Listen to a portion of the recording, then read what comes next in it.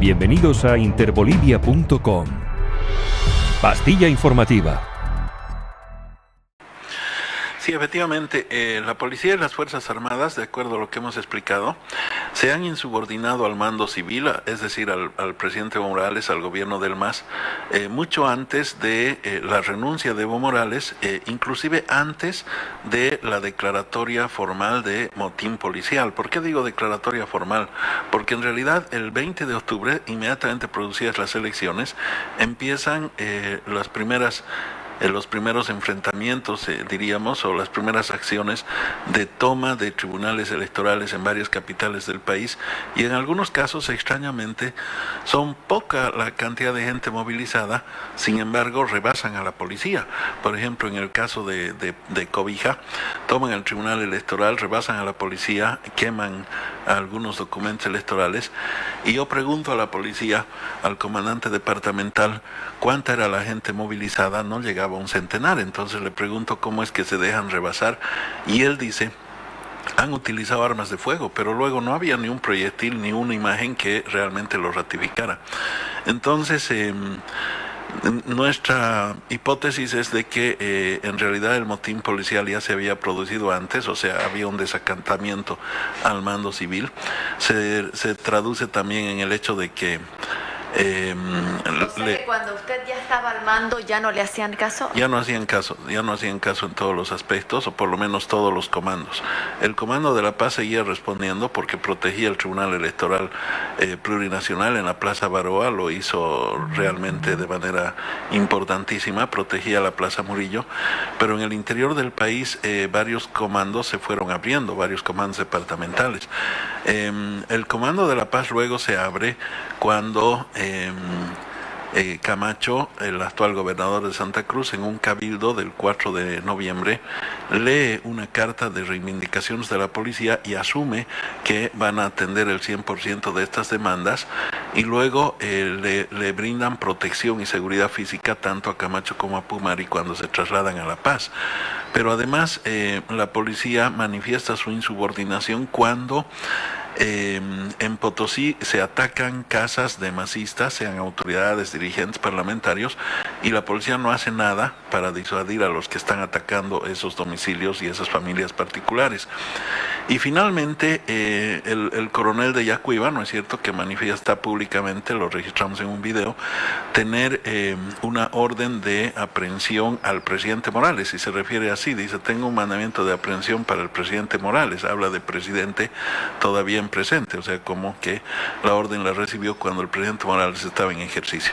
Finalmente, en el caso de las Fuerzas Armadas, el sábado 9 de noviembre, antes, 24 horas o un poco más, 30 horas antes de la renuncia de Evo Morales, le niegan el uso del avión presidencial y emiten un instructivo de la Fuerza Aérea diciendo que todas las aeronaves del Estado pasaban a dependencia de la Fuerza Aérea, lo que era absolutamente irregular, ¿no es cierto? Y en un momento inicial le niegan el uso del avión presidencial a Evo Morales para trasladarse al Chapare, y ante sus airados reclamos recién le proporcionan el uso de la aeronave y lo trasladan a un recinto militar. Exactamente, esa es una gran paradoja, ¿no es cierto?, porque ellos piden la renuncia de Evo Morales públicamente, y eso no es normal, ¿no es cierto?, porque Fuerzas Armadas y Policía Nacional no pueden deliberar políticamente. ¿Por qué no pueden deliberar políticamente? Porque el espíritu de estas dos instituciones es la seguridad interna y externa respectivamente, y al ser instituciones armadas no pueden deliberar. Cuando son instituciones armadas que deliberan, se produce un desequilibrio en la relación de fuerzas, porque los actores armados se convierten en actores políticos, y eso pasó en la jornada del 10 de noviembre. Las dos instituciones pidieron la renuncia de Evo Morales, y la justificación para hacerlo es que se quería evitar más enfrentamientos entre bolivianos, porque ya estaban movilizados, digamos, los sectores que durante 21 días se habían movilizado en rechazo al resultado de las elecciones, y también algunos sectores afines al MAS. Entonces el argumento es: no queremos enfrentamientos, no queremos sangre, pero luego se cae ese argumento porque protagonizan las masacres que ya conocemos. Sí, bueno, en realidad ellos tienen una misión constitucional y si alguna vez ellos se han pronunciado, habría que evaluar si lo han hecho institucionalmente o lo han hecho en términos políticos, ¿no? En realidad ellos siempre deben regirse en su mandato constitucional.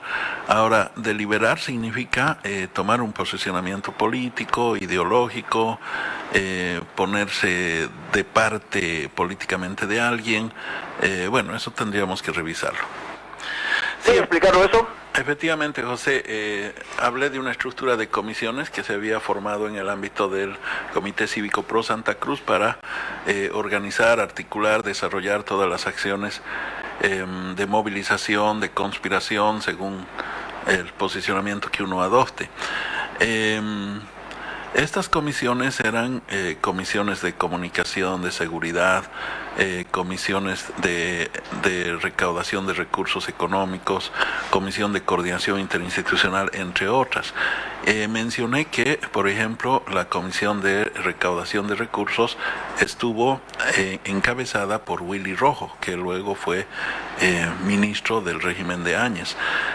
Obviamente habían otras personas que también participaron activamente en la recolección de recursos económicos para sostener los costos que significaban la realización de cabildos, el traslado de gente de delegaciones a la ciudad de La Paz, la movilización de los 21 días, etcétera.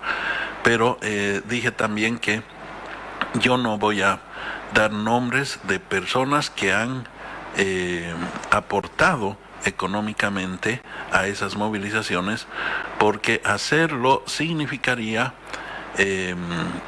también de alguna manera prestarse al juego de extorsionadores que luego aparecen para tratar de intimidar, coaccionar, coercionar a estas personas a cambio de protección o lo que fuere, y me he respaldado en el hecho de que durante el proceso del separatismo hubieron varios extorsionadores, ¿no es cierto?, en el ámbito de la justicia y en el ámbito inclusive de algunos funcionarios públicos y probablemente hasta de la policía. Ahora, entiendo que dice usted que no quiere dar nombre de quienes aportaron, pero ¿qué debería pasar con las personas que formaron parte de las comisiones? Usted acaba de nombrar a alguien. Bueno, formar parte de comisiones para organizar una movilización no es delito en sí mismo, ¿no es cierto? Delito es, por ejemplo, lo que se ha producido en Sacaba, en Sencata. Delito es autodeclararse autoridad sin tener los requisitos, etc. Para que nos quede claro, lo que hizo don Willy Rojo, porque usted lo nombró, y específicamente, ¿eso no es delito?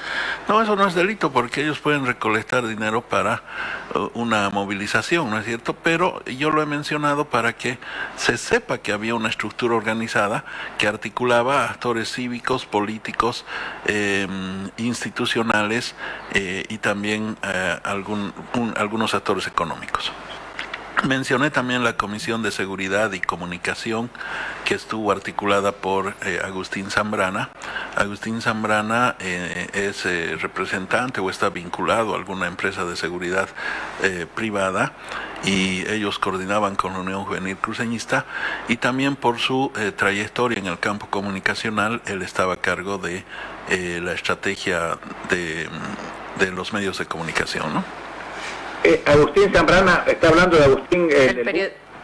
El periodista del programa Búnker, efectivamente. ¿En qué consistía el trabajo de esa comisión de seguridad? Básicamente ellos coordinaban con la Unión Juvenil Cruceñista algunas estrategias de movilización física, no sé si de confrontación, no puedo llegar al extremo de aseverar aquello, pero por lo menos de resguardo físico de los dirigentes y de los sectores movilizados. ¿Igual no incluye delito? No exactamente, porque, bueno, uno podría decir eso es arrogarse una función institucional del Estado, es arrogarse la función o la privatización de la seguridad, pero no vamos a llegar a ese extremo. Es decir, había una coordinación con la Unión Juvenil antes de que el padre de Camacho, para utilizar los términos de Camacho, cerrara con la policía y las Fuerzas Armadas. Entonces había un dispositivo de seguridad propio del que se habían dotado. ¿Y es cierto que él hizo una compra de gases lacrimógenos al mismo precio que Murillo? No, falso, mentira. Yo hice varias compras de gases lacrimógenos porque estuve al frente del Ministerio de Gobierno muchos años. Primero, no coincidimos en la empresa proveedora, ¿no es cierto? Yo nunca tuve ningún nexo con Cóndor. Segundo, nunca recurrí a intermediarios. Mis compras fueron objeto de licitación pública nacional porque existían una veintena de empresas nacionales registradas para proveer material no letal para la policía. Y tercero, producto de esa licitación pública que fue filmada, notariada y con participación de todos los proponentes, nosotros asignamos a un costo menor al referencial y que suponía también los pagos de impuestos y transportes, y entonces la diferencia entre mi contrato el último que podemos utilizar del 2018 y el de Murillo son 28 millones de bolivianos por impuestos de la renta interna, la renta aduanera, y a lo que hay que sumar 4 millones de bolivianos, además que Murillo utilizó por enviar 12 charters para traer el material de Brasil. Acá otra pregunta, puede preguntarle al señor, dice, ¿cuánto se habría ahorrado Bolivia si el señor Morales hubiera cumplido la Constitución y el referéndum no se hubiera repostulado allí el inicio de todo? Pregunta. Bueno, pero yo podría también decir cuánto se hubiera ahorrado el país si no se hubiera recurrido a una acción conspirativa golpista que derivó en la quiebra y desmantelamiento de la economía nacional. Porque él dice que incluso medios que se conocía como prooficialistas terminan alineándose con el golpe, dice él. Ponele esta parte, por favor. Estuvo a cargo de esas dos personas que he mencionado antes. Luego hay que mencionar también que algunos medios de comunicación se alinearon totalmente a los términos de los golpistas, se alinearon a la narrativa del golpe. Inclusive algunos medios que se los catalogaba de prooficialistas en ese momento, como por ejemplo vamos a ver una imagen a continuación.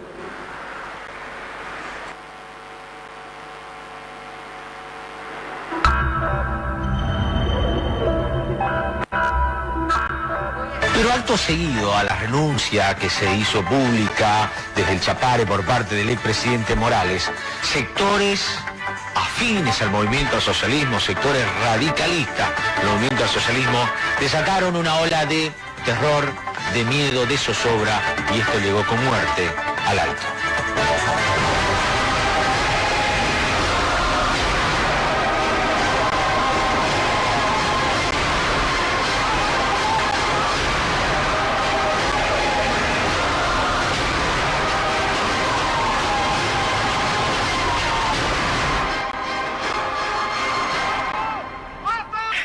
Noviembre, ante la renuncia del entonces presidente Evo Morales, por el que hasta ese momento era un supuesto fraude electoral para la oposición y un golpe de Estado para el gobierno, los sectores sociales afines al MAS Central y las provincias paseñas despertaron e iniciaron una serie de movilizaciones violentas que marcaron los siguientes 12 días a base de terror, intimidación y enfrentamiento. 11 de noviembre, el motín policial fue calificado por los sectores sociales movilizados como traición y los primeros objetivos de destrucción en la Uberteña fueron las estaciones policiales integrales. La EPI Tarapacá, el módulo del Distrito 8 de Sencata. Bueno, aquí está una nota que muestra de ATV el doctor Carlos Romero, y en su streaming él hace una pregunta para las personas que están en la radio, y pregunta en su streaming, dice: ¿por qué en 2019 ATV avaló al gobierno golpista y criminalizó al pueblo boliviano que defendió el proceso de cambio? Usted se está yendo aquí directamente a nombrar a ATV. Sí, sin duda que podríamos hablar de la intervención de varios medios de comunicación, pero recurrimos a este ejemplo porque supuestamente este era un canal que defendía al MAS o estaba más vinculado al MAS, pero hemos visto que primero los golpistas atacan la antena de Canal 7, lo dejan desactivado, luego lo reactivan para propagar su línea discursiva. Luego, muchos medios de comunicación se alinean al discurso del golpe, ¿no es cierto? Presentan las movilizaciones como movilizaciones de hordas, algunos dicen movilizaciones de grupos radicalistas, otros dicen inclusive movilizaciones vandálicas, las presentaban a veces hasta como movilizaciones de organizaciones de criminales a las organizaciones que se habían movilizado en defensa del proceso de cambio. Y respecto de las masacres de Sencata, Sacaba, no se levantaba la voz exigiendo respeto a los derechos humanos, por ejemplo, ¿no es cierto? Entonces, por eso, entre los actores que han intervenido, también incluyó el alineamiento de muchos medios de comunicación. ¿Por qué cree que se dio eso, doctor Romero? Seguramente porque habían afinidades, o por miedo, o porque habían acercamientos con los golpistas, no lo sé. Respecto a eso, ¿que eso es solo un apunte dentro del recuento que usted hace o es más allá? Yo creo que va más allá. Lo que hemos planteado son solamente algunos elementos que pueden refrescar la memoria colectiva y que pueden orientar algunas investigaciones. Sí, pero hay algo que a mí no me queda claro, porque por ejemplo en el caso de ATV actualmente se lo llama, en algunos sectores se lo llama, no voy a juzgar yo, se lo llama como medio oficialista. Y usted aquí lo muestra y hace una pregunta sobre ATV. Claro, en ese momento por lo menos si aparecía como oficialista, aparecía en la línea de los golpistas, ¿no? Sí. ¿Y ahora otra vez oficialista? No lo sé, pero probablemente, no sé. Doctor Romero, me ha escrito y me ha mandado un mensaje de audio. ¿Tienes alguna foto de Agustín Zambrana que está escuchando el programa? Dice que se ha aludido. ¿Tienes alguna foto de él? Ponerla mientras escuchamos su audio. Bueno, ¿qué dice Agustín sobre... Digo el doctor Romero que Agustín Zambrana fue parte de una comisión de recaudación y de seguridad y de comunicación coordinada con la Unión Juvenil Cruceñista. ¿Qué dice él? Querido José, pude escucharlo, Alex, Nitro, Carlos Romero, haciendo una referencia hacia mí. Bueno, Romero pues un hombre congelado en el tiempo, querido José y Jimena, ya no se da cuenta de que su gobierno, el de Evo Morales, el de su élite fascista, ya terminó, ya concluyó. Hoy Bolivia no necesita ya personas con esa mentalidad que quieren polarizar y dañar a toda la sociedad. Bolivia necesita gestores públicos, Bolivia necesita gente que busque acuerdos, ya no marxistas frustrados que terminaron rezándole a Dios aunque no creían en él, acordate. Y bueno, así fue cuando el pueblo lo expulsó a Evo Morales porque se cansó. Sobre la acusación que me hace de yo estar en comisiones, señalarle al señor Romero que sus informantes nuevamente, como en el caso terrorismo, le pelan y quieren construir algo inexistente. Los que estábamos ahí ayudando a nuestro comité fue en base a principios democráticos, a protestar ante un gobierno de poderosos, de elitistas, como él, Evo Morales y el resto. Entonces, bueno, así son cuando quieren buscar palestra. Lamentablemente ya se le fue el barco y el tren al señor Romero. Un abrazo, querido Pepe, un abrazo, amiga querida Jimena. Un comentario. Bueno, a confesión de parte, relevo de prueba, ¿no es cierto? Él acaba de decir si hemos colaborado con el comité cívico, etcétera, etcétera, de donde se ratifica la información que había vertido. Ahora, doctor Romero, para la gente que dice, ¿por qué insistir en esto? ¿Por qué no vamos para adelante? ¿Qué es importante? ¿Por qué? Porque he visto su programa y me imagino que vienen más streaming en ese sentido. He visto además que hay argumentación, etcétera. ¿Por qué hacer esto? Porque, como dice un refrán, el pueblo que no aprende lecciones de su pasado difícilmente puede proyectar exitosamente su futuro. Entonces, yo en realidad no hago esto para que se persiga a la gente, para que se hagan juicios. Eso no me interesa. Yo simplemente hago esta rememoración porque es parte del debate de la agenda pública de estos días y porque se deben extraer lecciones de lo que ha sucedido en la coyuntura política de fines del 2019 y el año 2020. Mi objetivo es más bien reflexivo, de extracción de lecciones antes que de persecución. Y por el contrario, sí estoy de acuerdo en que hay una serie de temas prioritarios en la agenda pública y que nuestro país debería avanzar en algún momento progresivamente a lograr un gran acuerdo nacional para enfrentar las situaciones de crisis que todavía nos afectan.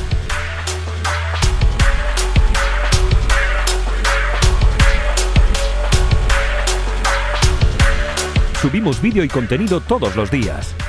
Suscríbete a nuestro canal y no olvides activar la campanita para que te llegue todas las notificaciones.